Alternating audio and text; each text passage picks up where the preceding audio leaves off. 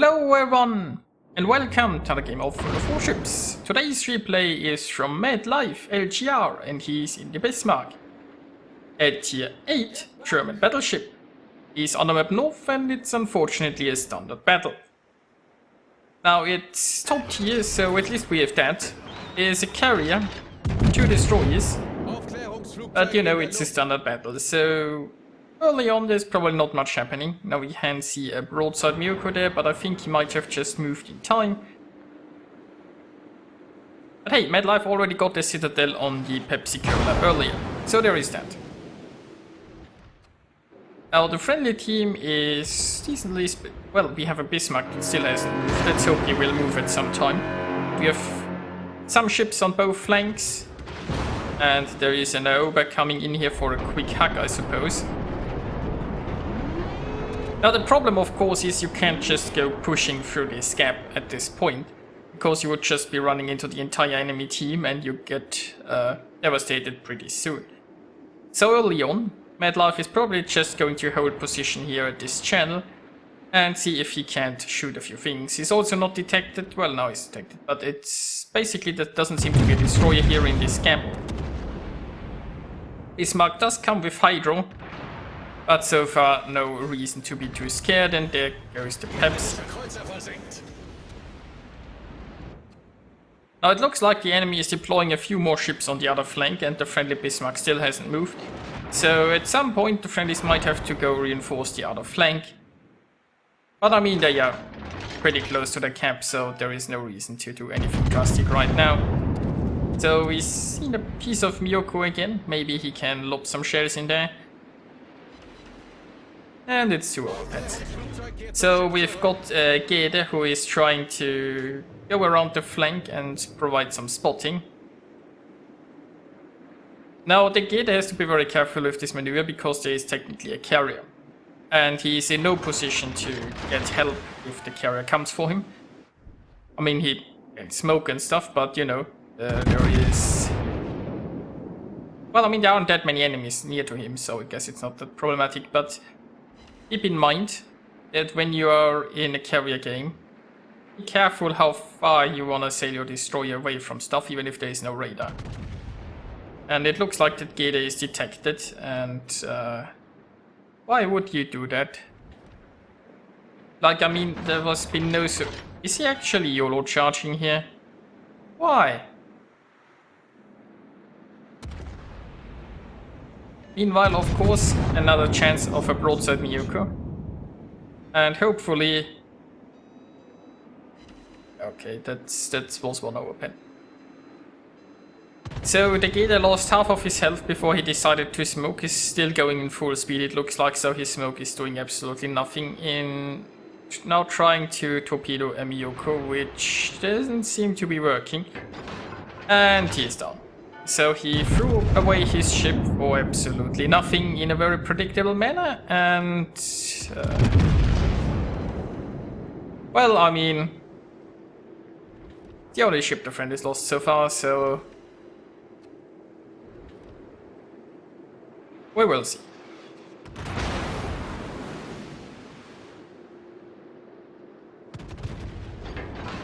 Now hopefully they can finish that Miyoko. Meanwhile, MadLife is just going to try to flank the enemy push here. Now he has some convenient islands here to provide some cover. He could also, after this island, decide to go north if he would have found too much opposition here. But right now it seems like he has a good approach towards the enemy, and then maybe he can catch them here through an island gap, shoot some broadsides, and get some secondaries going.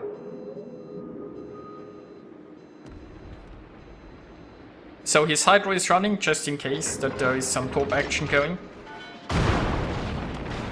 I mean, we know where the Benson is. What else do they have? They have a Fushun. So far, I don't think we have any clue where the enemy Fushun is, so torpedoes might be coming at any point from anywhere. Again, he is currently not detected, so we know that there is a large area here where there isn't a destroyer sitting.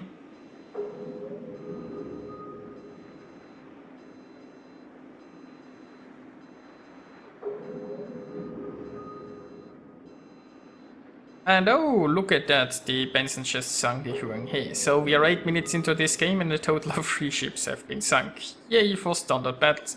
But the friendlies are basically arriving at the enemy cap now. Not that they can really take it, because there is still too much opposition around. But I should most certainly be able to, like, flank this push there and stop that. It's also, like, interesting, the enemy has a cluster around their carrier here in that corner. The friendlies have ships here at the A line. Then the enemies have, like, the 9-10 line. It's I don't know. A lot of interesting deployments going on here.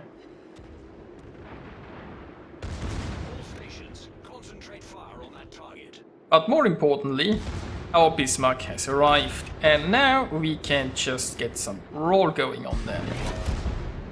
Well, with what's left around here, I suppose. Secondaries are going for the North Cal.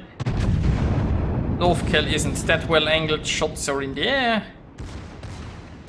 And there is the Citadel we all have been craving. I mean, just one, but, you know, start. So he's keeping an eye out on the Fuso. I mean, he is technically a bit broadside to the Fuso, but Fuso 18.6 kilometers, not the biggest threat to Bismarck. Although, I mean, if he gets a good salvo in, it would hurt. He was thinking about finishing off the AO, but finishing off a wounded ship is very important. The destroyer seems to be a much more priority target right now. And, well, it got one overpen in it. Secondaries have switched to the Benson. The North Cal has been sunk by his secondaries. The Ober is still floating. I would have expected one of the other ships here to actually sink the Ober by now. Maybe he has to do this himself. Especially now that the Benson is dealt with.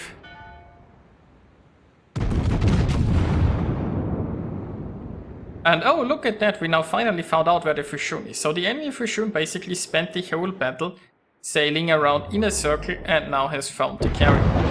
And it took him 10 minutes. Like, this is the first time this guy was spotted and he is here. I mean, well, it looks like he's coming from the 10 line. So he basically got all the way. I wonder why he wasn't running into the friendly DD there.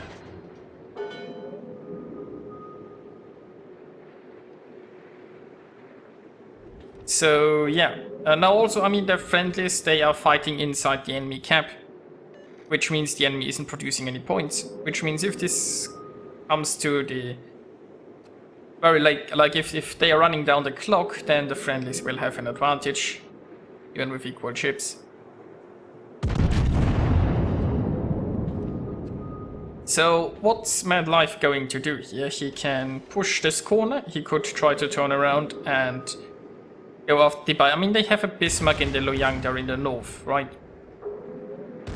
The Luoyang should be pretty good against the Fushun, and the Bismarck should have no trouble with a Bayern.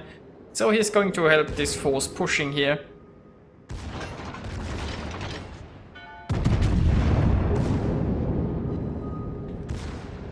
And I mean, Fuso is in secondary range. Fuso is getting rather low on health there. And it looks like with the next reload he might even be seeing a juicy broadside to shoot at.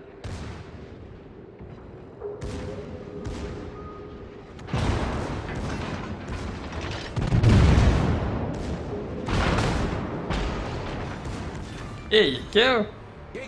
Now if they can also corner the carrier here, it will be very nice, because in the late game a carrier can be very powerful unless he has very weak squadrons. But I mean, the spotting of a carrier is always very powerful, but in the end he can be the one to keep a destroyer detected, to interrupt people camping, and with less and less anti-air around as the game goes on, there are less ways to actually combat the planes. So the carrier is almost down, and then we have the Gascogne to deal with.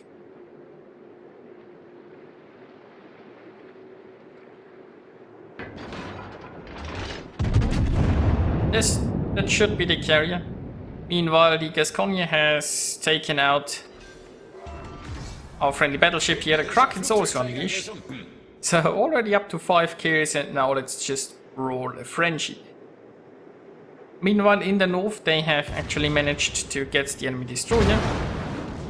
So the Bismarck and the Luoyang can turn around now and deal with that Bayern. It's 4 versus 3 ships, so in many ways it's still anyone's battle. But the biggest advantage that the friendlies have is they have a destroyer still, and there is no carrier anymore, and there is no radar.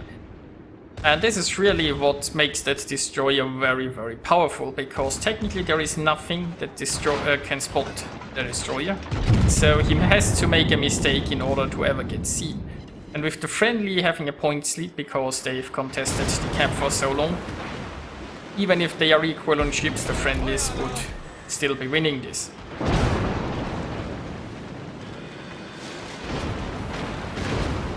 Now the brawl here is getting more and more heated up.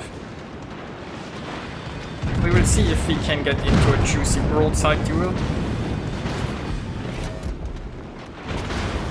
Now Gascogne was still slightly angled, and MadLife is trying his best to keep his ship angled, because while you can't really Citadel a Bismarck there, those upper belt penetrations hurt a lot. And well, I mean, he has his secondaries going, who are more than happy to pummel away at this enemy. And that looks pretty broadside Gascogne. Only one Citadel, which is a shame. But quite a bit of damage there. So he had 2 fires on him. He is going for the damage con there. And he's still healthy enough that he could have just let those fires burn for slightly longer, I feel. I mean, 2 fires from secondaries is... It's okay, I feel like, to damage con, because you more than likely just expect to get 1 fire burning. So I feel like it's unlikely that you will again have 2 fires on him. Anyway, unfortunately guns are not quite reloaded yet. The Gascogne seems to have the same problem. And... oh, his guns, will they reload in time? Yes. And there's the second fire. But the heal is almost ready. So I guess it didn't matter if he damaged Condit or not, unless he gets a third now. Now the problem is the Bayard is joining in on the fun. And it's not a good position to get long range HE spammed and have 2 fires going on. Oh, and there is the Bayern. So the Bayern could also join in on the fun.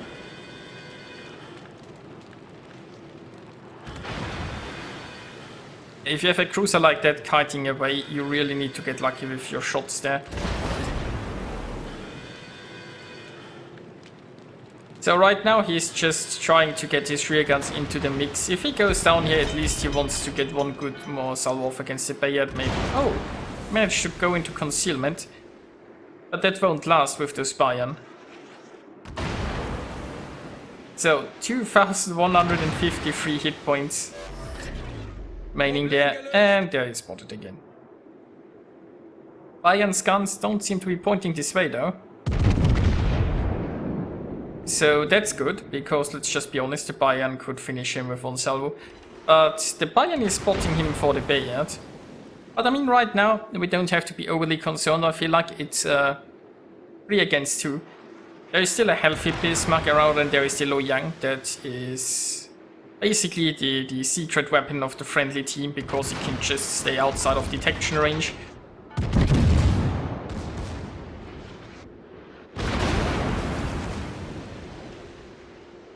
Well, we are down to 1427 hit points, and well, 10 seconds, then there is a heal. Bayern's guns still not looking this way. Why? Why Bayern? Well, I guess the Bayern would rather be shooting well, nothing. So now we've got the heal going, which means if the Bayern finally realizes where the enemy is... oh wait, and the friendlies have lost... we have lost the Luoyang. But you see, the Luoyang is like, sorry my fail. In the end of the day, we are just human, and sometimes we make a stupid mistake, press the wrong button, turn the wrong way. And he is fully aware that he screwed this up.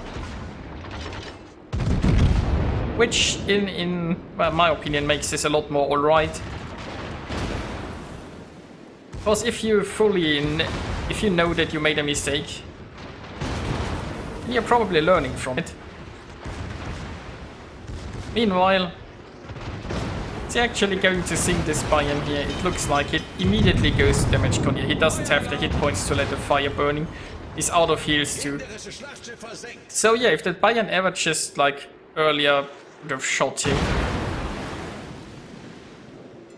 he would be dead now.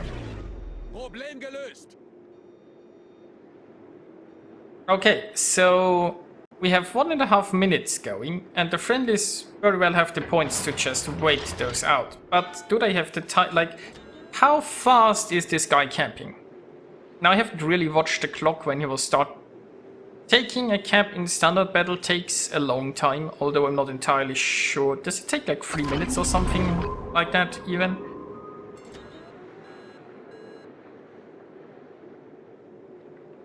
So he's popping his Hydro here. I mean, might as well. The Hydro will last longer than the entire day of the battle.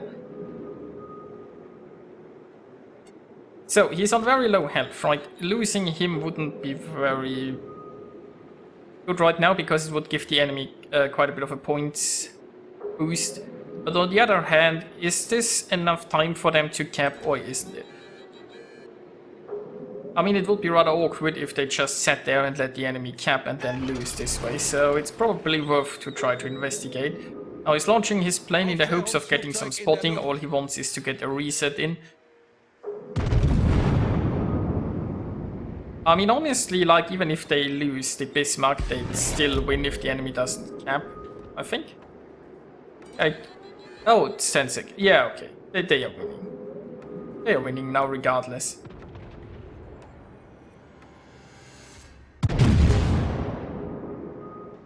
And here we are with the results. MadLife earned himself 2,530 base experience, and he sunk 7 enemies. Yeah, pretty nicely done there.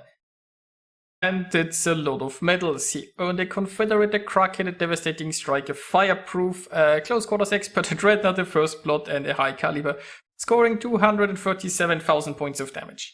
So I hope you enjoyed watching this, and I'll see you guys next time.